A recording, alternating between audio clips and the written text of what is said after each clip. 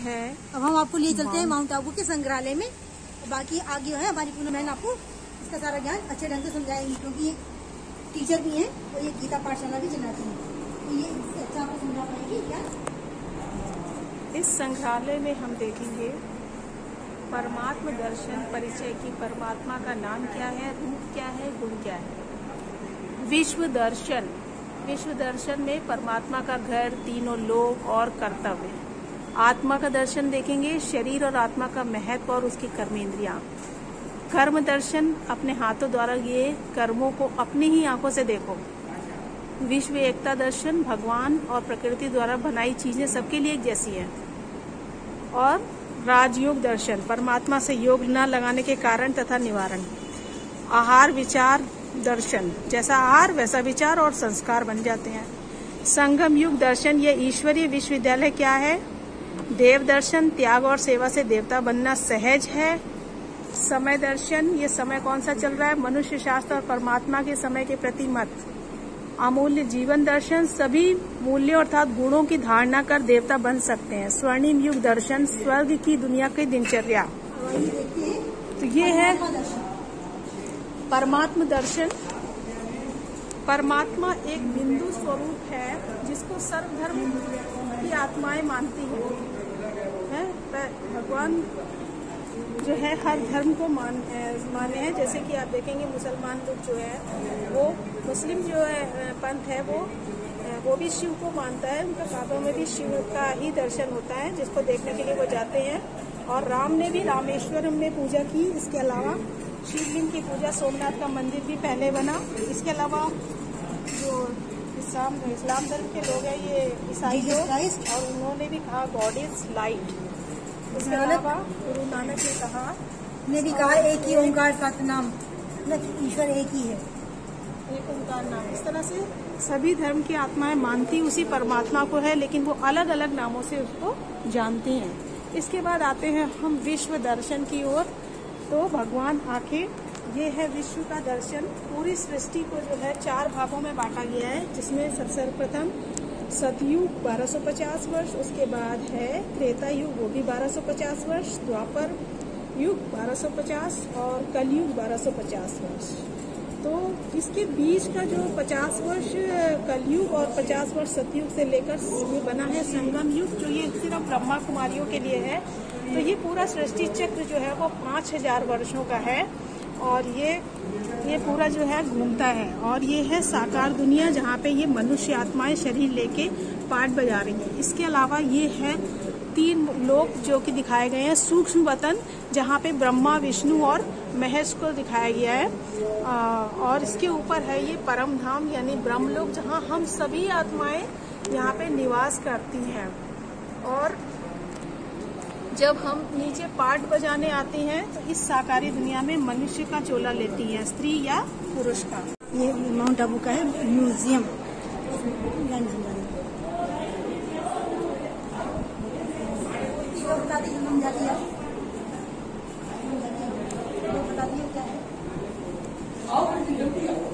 ये है लक्ष्मी और नारायण का दरबार। यहाँ लक्ष्मी और नारायण के दरबार में देख रहे हैं आप लक्ष्मी और नारायण बनने का पुरुषार्थ किस तरह से करना है।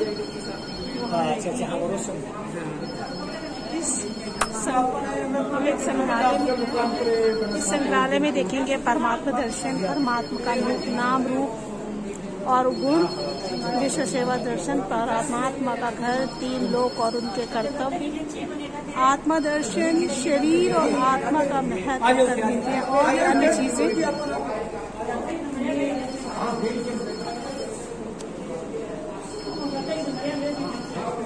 ये है शिव परमात्मा। इसको सभी धर्मों को मान्य है, सभी धर्म के लोग इसको मानते हैं। जैसे आप क्रिश्चियन लोग देखेंगे वो भी लाइट को मानते हैं, और मंदिरों में भी शिव की पूजा होती है, और काबा में भी शिवलिंग रखा हुआ है जिसकी पूजा होती है। तो गुरु नानक ने भी कहा एक ओमकार नाथ, बौद्ध ने भी तपस्या को दिया, तो परमात्मा के दर्शन है ये।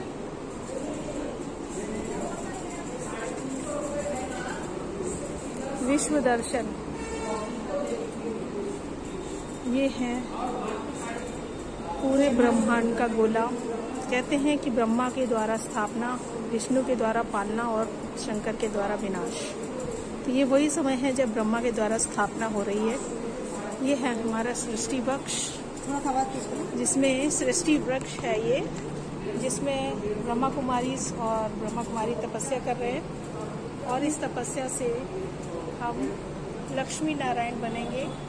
और ये पूरे मनुष्य सृष्टि का पहले धीरे धीरे एक धर्म आता है, आदि सनातन देवी देवता धर्म, फिर धीरे धीरे और भी धर्म, अन्य धर्म आते हैं और इस तरह से ये पूरा सृष्टि चक्र जब पूरा हो जाता है तो ये ऐसा वृक्ष है जिसकी जड़ें नीचे, जिसकी जड़ें ऊपर हैं। और जैसे बानियन ट्री है होता है, उसकी वृक्ष ऊपर, उसकी जब वो वृक्ष बन जाता है पूरा तो उसकी जड़ें ऊपर आ जाती हैं।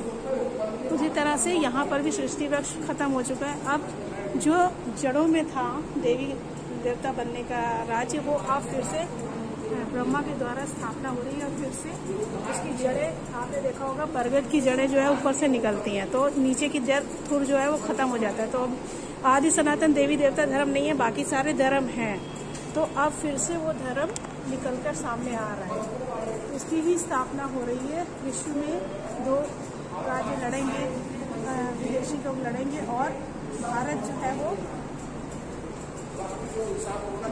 है वो जीत जाएगा। जो ब्रह्मा कुमारी हैं वो जैसे दिखाया है कि 2 बिल्ली लड़े और बंदर रोटी गई, उसी तरह से विश्व में युद्ध होगा और हमको मक्खन मिल जाएगा। इसीलिए कृष्ण को मक्खन खाते हुए दिखाया गया। इधर सृष्टि का चक्र है, आपने देखो कि स्वास्तिक में पूजा पाठ में स्वास्तिक बनाते हैं, उसमें 4 युग है ये बराबर, सतयुग, द्वापर, सतयुग, त्रेता, द्वापर और कलयुग, ये चारों ही युग बराबर हैं और ये सृष्टि का चक्र घूमता रहता है। सतयुग के बाद त्रेता जरूर आता है, त्रेता के बाद द्वापर, द्वापर के बाद कलयुग और कलयुग के बाद फिर से सतयुग आना है। तो अब सतयुग, कलयुग चल रहा है तो सतयुग जरूर आएगा। अब आते हैं आत्मदर्शन पर। आत्मदर्शन, हमारा जो शरीर है, ये शरीर है वो, उसमें कौन सी ऐसी ताकत है जो शरीर को चला रही है? तो वो है आत्मा, जो इस 5 तत्वों के बने शरीर को चला रही है। और ये कर्मेंद्रियां रूपी घोड़े जो है, उनकी अगर बागडोर हमने आत्मा को दे दी तो वो बिल्कुल सही तरीके से चलेंगी। तो हमें आत्म स्वराज्य अधिकारी इस समय बनना है, यानी कि अपनी कर्मेंद्रियों पर विजय प्राप्त करनी है। हमारी 5 कर्मेंद्रियां हमारे हैं, 5 कर्मेंद्रियां हैं, आँख, नाक, हमारा मुंह, कान और ये हमारी त्वचा। तो मनुष्य का जन्म जो होता है वो मनुष्य का होता है। और इस समय कहते हैं कि भगवान हर एक में, तो भगवान सब में नहीं है। अगर भगवान सब में है तो लड़ाई झगड़ा क्यों हो? और मनुष्य जो है, कहते मनुष्य मरता है तो मनुष्य मरने के बाद मनुष्य ही बनता है, वो मनुष्य ही बनता है, ना कि सांप, कीड़ा मकोड़ा। जैसे चिड़िया का बच्चा चिड़िया बनता है, तो इस तरह से मनुष्य शरीर में जब तक आत्मा नहीं होती तब तक वो नरकंकाल के समान है। उसके बाद जैसे इसमें आत्मा प्रवेश करती है तो वो जीवात्मा बन जाता है। यहाँ पे कर्म दर्शन, जैसा कर्म हम करेंगे उसी के अनुसार ही हमें हमारा जन्म मिलता है। लेकिन मनुष्य का जन्म, मनुष्य तो इस समय भगवान हमें वो कर्म करा रहा है जो नर ऐसी करनी करे जो नारायण बन जाए और नारी ऐसी करनी करे जो लक्ष्मी बन जाए।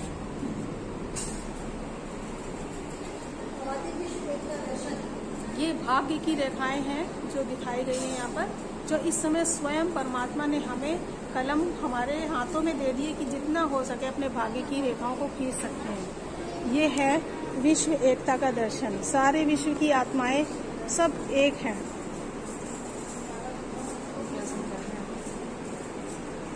इन्होंने हिंदू, मुस्लिम, सिख, ईसाई, हम सब सिख ईसाई आपस में हैं, भाई भाई सब एक है। तो देखा जाए तो आजकल तो हिंदू मुस्लिम बहुत ज्यादा विरोधी में है, लेकिन वास्तव में उनकी अगर देखा जाए तो उनकी आत्मा एक ही है।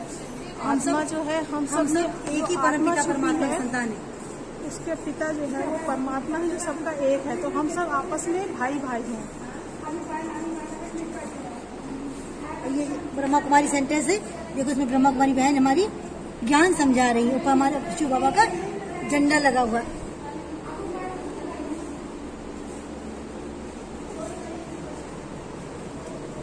राजयोग दर्शन। राजयोग क्या है?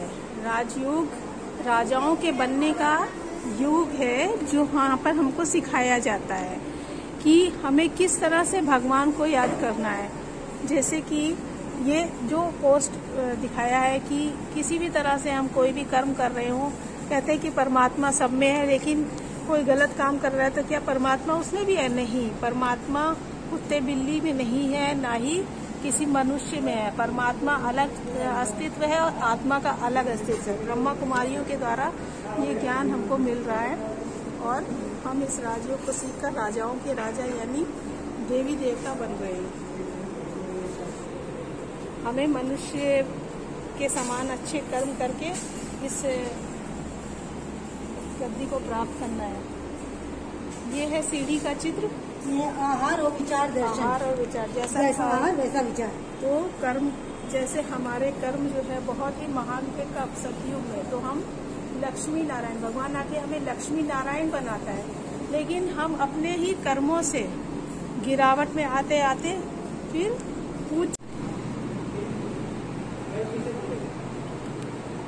समय बचा है बहुत थोड़ा।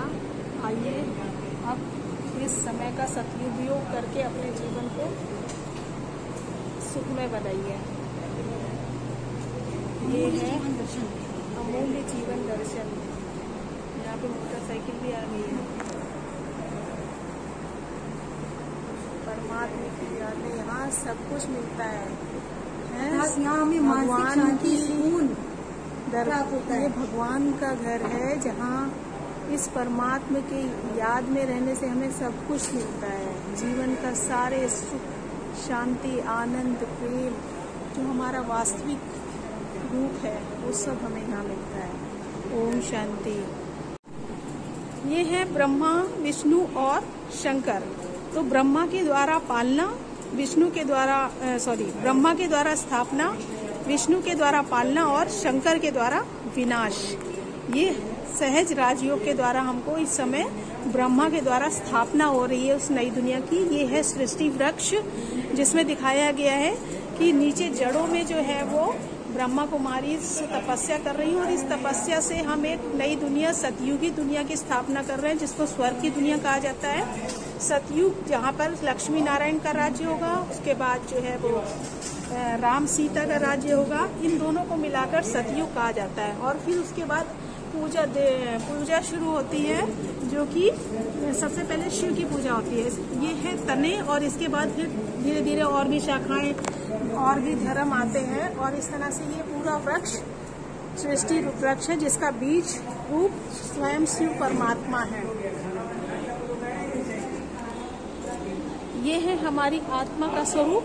हमारी आत्मा जो है वो राजा है, और जो 5 कर्मेंद्रियों को चलाने वाली है, जो है आँख, नाक, मुंह और कान और त्वचा। जो इस 5 कर्मेंद्रियों पर अपने कंट्रोल कर लेता है, वही स्वराज्य अधिकारी बनता है। और जो स्वराज्य अधिकारी बनता है, वही विश्व राज्य अधिकारी बनता है। कर्म दर्शन। तो जो मनुष्य जैसा कर्म करता है, वो वैसा ही उसको जन्म मिलता है। यहाँ आप देख सकते हैं कि जो जैसे कर्म करेगा उसको वैसे ही कर्म के अनुसार जन्म मिलेगा। जेल में बंद कर रहे हैं। और मनुष्य जो इस समय भगवान का जो ये राजयोग चल रहा है, इसके द्वारा हमें अच्छे कर्म सिखाए जा रहे हैं, जिसको करके हम नर से नारायण और नारी से लक्ष्मी बनने का पुरुषार्थ कर रहे हैं। कहा जाता है कि हाथों की रेखाओं में जो है हमारे भाग्य होता है। तो इस समय भगवान ने भाग्य की कलम जो है वो स्वयं हमें अपने हाथों में दे दी कि जो जैसा हम भाग्य इस समय बनाना चाहते हैं वो बना सकते हैं। ये विश्व एकता दर्शन।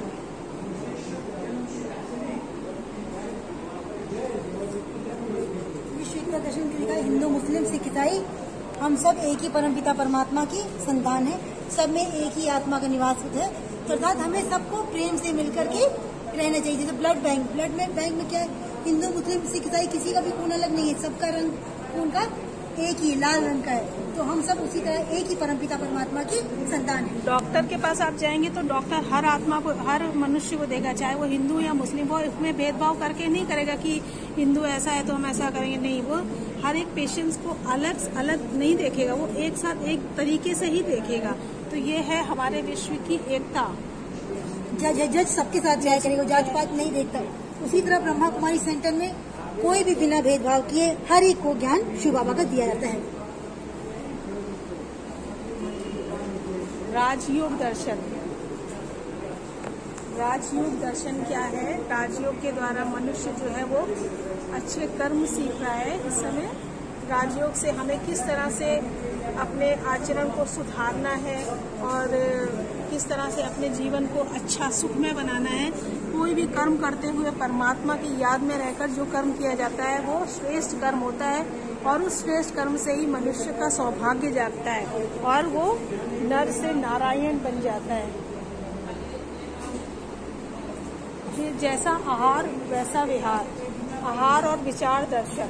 तो मनुष्य जो है भगवान आके हमें बहुत ही अच्छे कर्मों के द्वारा नर से नारायण बनाता है। जहाँ पे कृष्ण की दुनिया होगी, कृष्ण को दिखाया है सदा डांस करते हुए, मुरली बजाते हुए, गोपिकाओं के संग रास रचाते हुए। तो उसका मतलब यही है कि वो एक सुखमय जीवन था जहाँ पर जो कि हमने अपने कर्मों से ही बनाया। और कृष्ण और राधा जो है 25 वर्ष के होंगे, उनका विवाह होगा तो वही लक्ष्मी नारायण बन जाएंगे।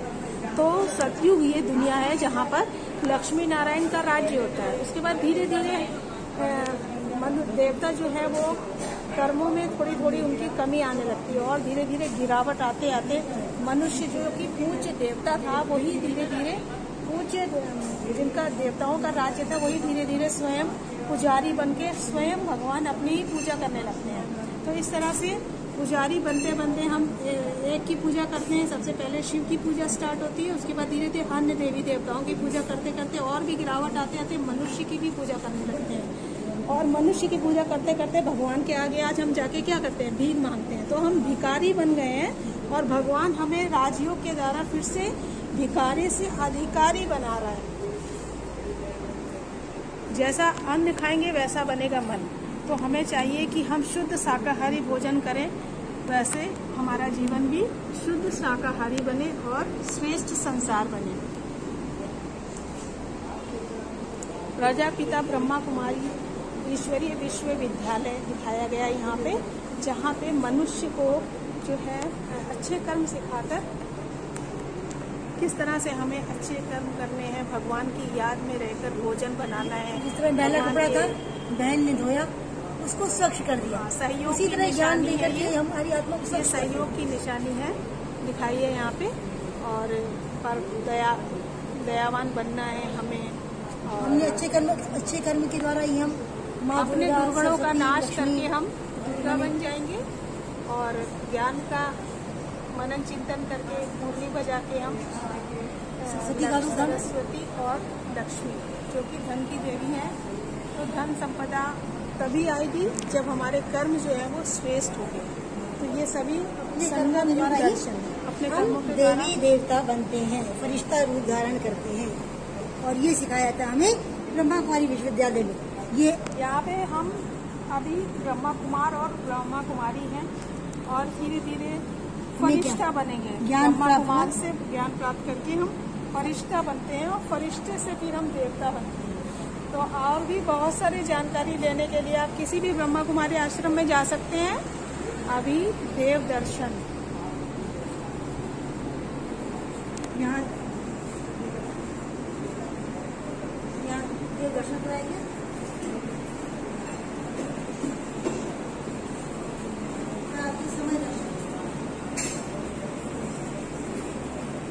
देवी देवताओं का राज्य, देवी देवताओं को दिखाया है पद्मों में कदम, कमल दिखाया है, कदमों में पद्म दिखाया गया है। उन्होंने अपने को स्वयं को इस समय आत्मिक स्थिति में रखा, तो वहाँ पे उनको देवी देवताओं के चरणों के नीचे कमल दिखाया हुआ है। वो इसीलिए दिखाया है क्योंकि उन्होंने अपने को इस समय बहुत हल्का किया और हल्के होकर रहे। तो इस समय हमको अपनी स्थिति को आत्मिक स्थिति में बनाना है और आत्मिक स्थिति में रहकर ही हर कर्म करने हैं। आत्मिक स्थिति में रहकर जो भी कर्म हम करते हैं वो श्रेष्ठ कर्म हो जाते हैं। इसीलिए देवी देवताओं के नीचे कदम दिखाया गया। ये है समय दर्शन। समय क्या चल रहा है इस समय आप देखेंगे कैसा समय चल। ये है लक्ष्मी नारायण का दरबार। जब कृष्ण 25 वर्ष के होंगे तो उनका विवाह राधा के साथ हो जाएगा और इन्हीं को कहा जाएगा लक्ष्मी और नारायण।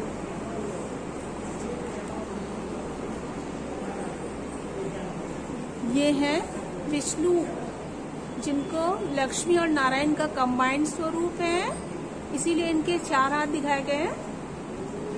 इनके हाथ में दिखाया गया है चक्र। इन्होंने इस समय स्वदर्शन चक्र घुमाया और इसीलिए इनके हाथ में स्वदर्शन चक्र दिखाया गया है। और यहाँ इनके हाथों में शंख दिखाया गया है जिन्होंने इस समय जो है ज्ञान की ध्वनि चारों तरफ फैलाई, इसीलिए इनके हाथ में। और ये शंख दिखाया गया है, गदा दिखाया गया है जो कि विजय की निशानी होती है। और ये कमल का फूल दिखाया है इनके हाथों में, पैरों में। इन्होंने अपने जीवन को कमल फूल समान पवित्र बनाया, इसीलिए इनकी आज पूजा होती है। ये है लक्ष्मी और नारायण का दरबार। इस तरह हमें भी इस राजयोग के द्वारा ये राज्य प्राप्त हो रहा है। ओम शांति। ये है कृष्ण बच्चा, कृष्ण बाल स्वरूप। कृष्ण जो है विश्व का महाराजन, कृष्ण जो है भारत का पहला प्रिंस बनेगा। सतयुग के पहले प्रिंस हैं ये। और ये देखिए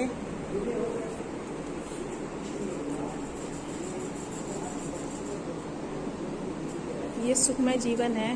भारत में ही थे ये सब और ज्ञान की वीणा इस समय बजाई, इसीलिए इनके हाथ में ज्ञान की वीणा दिखाई गई है। वीणा बजाते हुए दिखाया है। ये स्वर्णिम युग के नज़ारे हैं। हमारा जीवन कितना सुखमय है। कृष्ण को दिखाया गया है झूले में झूलते हुए। उन्होंने अतीन्द्रिय सुख का अनुभव किया। वो अनुभव कौन सा था जो अतीन्द्रिय सुख देता है? तो वो ये इस समय का ही गायन है। जो भगवान की याद में रहते हैं वो अतीन्द्रिय सुख में रहते हैं।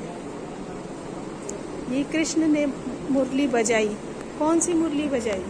जो तीनों लोक से न्यारी मुरली थी। वो कौन सी मुरली थी? स्वयं परमात्मा इस समय मुरली सुना रहे हैं, जिसको सुनने के लिए गोप गोपिकाएं विहल हो जाते हैं। वही है ये मुरली। ओम शांति। जिससे भी अतीन्द्रिय सुख प्राप्त हो, संसार के सुखों में नहीं फंसता है। हो गया? ओम तो हो गया ना। ये है विश्व के महाराजा नारायण, श्री नारायण। ओम शांति। ये म्यूजियम से बाहर बड़ा अच्छा बना रखा है। व्यसन मुक्ति केंद्र, व्यसन दान। यहाँ पर पान, बीड़ी, सिगरेट, तंबाकू, गांजा सब का दान दे दिया था। सबको विकारों से मुक्त कर दिया जाता है। तो उम्मीद है आप लोग को अच्छा लगा होगा। आइए आपको दिखाते हैं यहाँ का फव्वारा।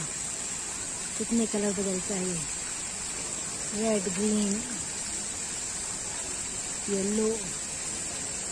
कितना सुंदर लग रहा है देखने में ना। तो मेरे साथ साथ आप लोग भी इसका आनंद लें।